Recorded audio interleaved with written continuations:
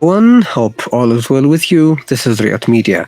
Human Rights Watch and Amnesty International have released a joint and very extensive report on the serious human rights violations and atrocities committed in Western Tigray. The report details a wide range of killings, forced displacements, and discrimination. It also concludes that war crimes, crimes against humanity, and ethnic cleansing have been committed in that region in the last 16 months. Laetitia Bader, Horn of Africa Director on Human Rights Watch, is with us today to answer the questions we have in relation to the report. Thank you very much, Laetitia, for sparing time to answer our questions. Thank you very much for having me on. So, working with the most basic definition of a genocide, your report establishes intent and action to destroy a specific ethnic group. With this in mind, why are you guys not calling it a genocide? I mean, what else needs to occur for atrocities of this nature to be qualified as genocide? Well, based on the evidence we have collected over the last year, what we have documented are acts and crimes which amount to crimes against humanity. Now, what we have in this report is describing a very organized campaign of ethnic cleansing. So on the issue of the definition of genocide, there needs to be a level of intent. And while the actions of crimes against humanity, there may be intent involved. The fact that a campaign of ethnic cleansing has happened does not in itself mean that demonstrate intent.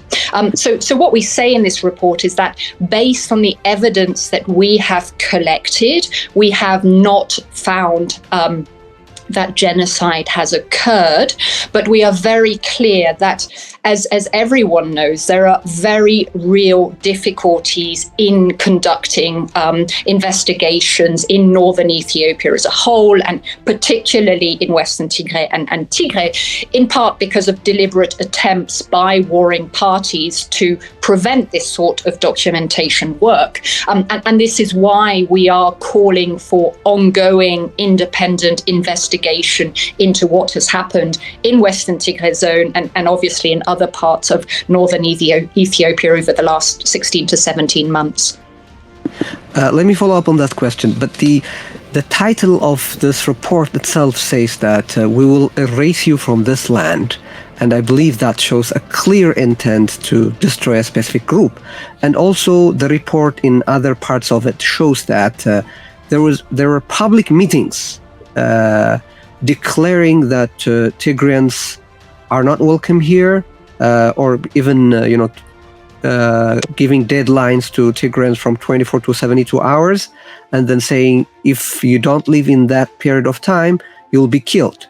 And I believe this is also very clear declaration of intent to commit a genocide. I mean, on the basis of the basic definition of a genocide, I am not getting it. What is the line? What's the threshold here?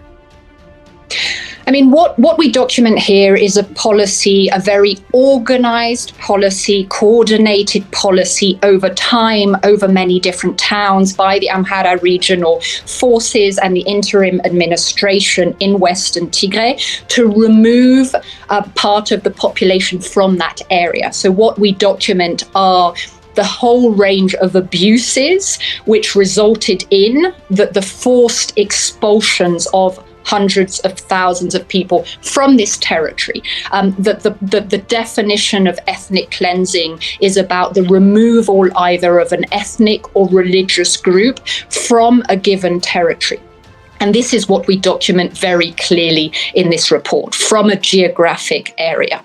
Now, there are certain sections of the report, for example, our research into conditions in the detention facilities. I mean, one of our big concerns and most immediate concerns are the hundreds, if not thousands, of Tigrayan boys from the age of 15 to men of the ages of 50 that have been detained in a range of waves of mass detention. The latest starting in November 2021. And what we find in our report is that the the detentions conditions inside these facilities, which we have shown deteriorated sharply in the second half of last year. We were increasingly receiving reports of deaths in detention because of the conditions, but also because of torture inside these facilities, could amount to the crime of extermination, which is again a crime against humanity.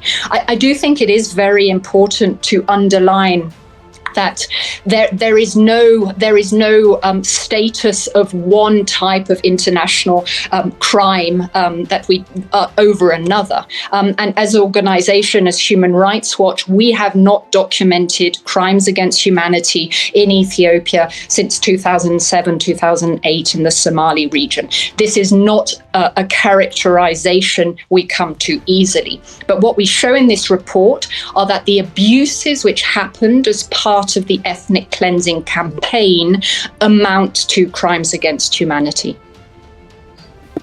Considering the extent, systematic and ongoing nature of these atrocities documented here and in your other reports, why is the international community and the public at large not giving the same level of attention and outrage to what's happening in Tigray as, for example, seen in relation to Ukraine? What do you think is the reason? Why is the difference? I mean, such an important question that in many ways we're all asking ourselves, and we're very frustrated with as well, I would say. I mean, I think there are a few explanations. I mean, there is no doubt that actions by the warring parties and especially the federal government, as well as the regional authorities, have made it very difficult for the media, for human rights organizations like ourselves, but also for humanitarian actors. Of course, humanitarian actors have a very different role. They have an assistance role, but they also have a role in collecting information on the humanitarian context in a given area. And since the beginning of this conflict, warring parties have deliberately prevented the collection of key information, the reporting on what's been happening. I mean, a very good small example: the shutting down of services in Tigray at the beginning of the conflict.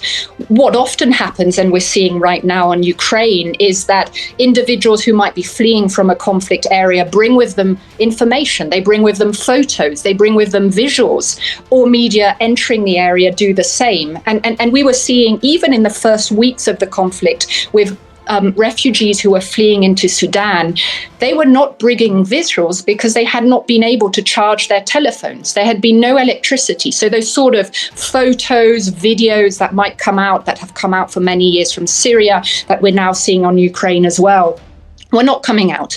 And as we know, there has been ongoing restrictions. I mean, the situation in Western Tigray zone in particular, there is very little international humanitarian presence in this area. And this has also contributed to the lack of information coming out. As we know, journalists who have tried to report on events throughout the conflict areas have faced a very, very difficult context. So one is the reality in this conflict area, which has deliberately been made so difficult for real-time reporting. And another is, unfortunately, also the reality of international and regional interest. We have continued to raise concerns about the fact that whether it's the African Union Peace and Security Council or the UN Security Council have failed again and again to include Ethiopia officially on their agenda. I mean, these are the two bodies that should be prioritizing peace and security in Ethiopia, and that has not been the case. And so there has been again and again, I would say, a failure by the international system to give this conflict and the suffering of communities throughout the conflict-affected areas the attention that they deserve. You have done a very good job in showing to the world what's happened and what's happening in Western Tigray, but your report on the recommendation and conclusion section calls for a restoration of basic services in Tigray and for unhindered humanitarian access and independent investigation inquiry as well. But why are you not investigating the siege, the ongoing siege on its own? I mean, why are you not investigating it as a war crime or as a potential genocide? Because hundreds of thousands of people have died because of this de facto blockade. So why not an independent investigation on its own in this matter? So here I speak for Human Rights Watch. I mean, we had already released a report in November last year, which was looking at the impact of the effective siege on survivors of sexual violence in Tigray and their ability to receive assistance. And in that report, we documented very clearly how the effective siege in itself is a violation. And I think this is something we have continued to underline, is there does not need to be a ceasefire for warring parties to allow unhindered humanitarian access. This is a responsibility, and this is a violation under international humanitarian law. And especially what we've seen in recent months, I would say, we are very worried about how access has become a political instrument. It has been conceived increasingly and put forward as a confidence-building measure amongst the different parties, instead of what it is. This is a responsibility, starting with the responsibility, of course, of the federal government to provide for communities throughout its territory. One of your recommendations is for an AU-led international peacekeeping force to be deployed in that region, but the AU has persistently taken a side in this conflict and given a diplomatic cover to the Ethiopian regime. So taking that into account, how can it be a neutral force? I mean, would an UN-led peacekeeping force not be more appropriate should one be necessary? So what we say is that as part of any consensual agreement amongst the warring parties, there should be an AU-led international peacekeeping force. Now, this could mean many things, but there is no question that the African Union, and especially now that the African Union is taking the leadership role in initial negotiations amongst warring parties, has a key responsibility. We have it said it's a law enforcement operation when the war started. When the conflict began, the AU clearly took a side of the Ethiopian government by saying it's just a limited law enforcement operation. And it has also shown many times that the Ethiopian government has a right to do what it has done, specifically the campaign in the name of territorial integrity, So would that be a neutral force, is my question. It needs to be neutral for one to be deployed as a peacekeeping force. But the AU has shown again and again that it's taking side with the Ethiopian government. No, I mean, these are very important questions. I mean, what we're calling for is a force which is going to be able to protect civilians. Now, there is no question that there is a level of responsibility on the African Union side. But what we would like to see is, of course, that this is also something which is receiving the support of the United Nations Security Council as well. I mean, in many ways, it's what is urgent from our point of view is that there is a force which is going to be trusted by different communities. Of course, the most immediate protection concerns are for the Tigrayans, especially those in detention and others who do remain in this region. But there are also other communities. I mean, we documented in this report the repopulation, notably from communities from the Amhara region. This is an area that potentially could be contested for a long time. So what we are saying is the AU should lead. This is a responsibility of the African Union. As you said, they have in many ways, and we as Human Rights Watch have regularly underlined how they have failed in their responsibility on their doorstep to prevent some of the most serious crimes that we are now documented today. So this is something we are calling on them. They need to make sure that as part of any negotiated settlements, some international neutral peacekeeping force, as you say, is deployed. Now, what that looks like is up to different actors who would be involved with that. This does not mean that the forces automatically need to be from the African continent, but the AU has a responsibility to acknowledge the gravity of what's happened and to acknowledge that there is a need for such a force. The last question I have for today is, the Ethiopian federal government, in its response to your report, said the recommendations of this report are not helpful to the peace process.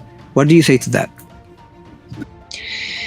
I mean, we have a whole range of recommendations in this report. And at the end of the day, from our point of view, the key were recommendations around the protection of individuals. A lot of these are just basic recommendations under international humanitarian law. So this is, above in many ways, I would say, political priorities, etc. I mean, in terms of the situation in this region, we acknowledge this is a very contested and complicated situation. But from our point of view, of course, and we do not take a position on territorial questions in this report. But what we do take a position on is saying that the communities there need urgent protection. And this is the responsibility of the federal government. One of the concerns has been the denial of the abuses which have been happening in Western Tigray by the federal government very early on, but also by the Amhara regional authorities. And in many ways, the ball is in the court of the government. They have a responsibility. We name certain individuals in particular in this report who we believe have a command responsibility and should be investigated for those crimes. But we also highlight very clearly the implication of the federal government forces in a whole range of abuses in the initial phases and in the ethnic cleansing campaign as well. And these are the responsibility of the federal government as well. But as we say, I mean, we continue to call on both the UN investigation, which has been established, but also the African Commission investigation to make sure that they are also investigating these crimes and looking at what type of accountability needs to happen in a context where we have, as an organization, repeatedly found the commitments of accountability. And this is not only in the conflict areas. I mean, this is something we have raised over the last few years in Ethiopia, including in our reporting on attacks on minority communities in the Amhara region in 2019, again in 2020, has been the lack of follow-through from the government on commitments around investigations. Laetitia Bader, Horn of Africa Director on Human Rights Watch, thank you so much for answering our questions in relation to this report. Thank you very much for your time.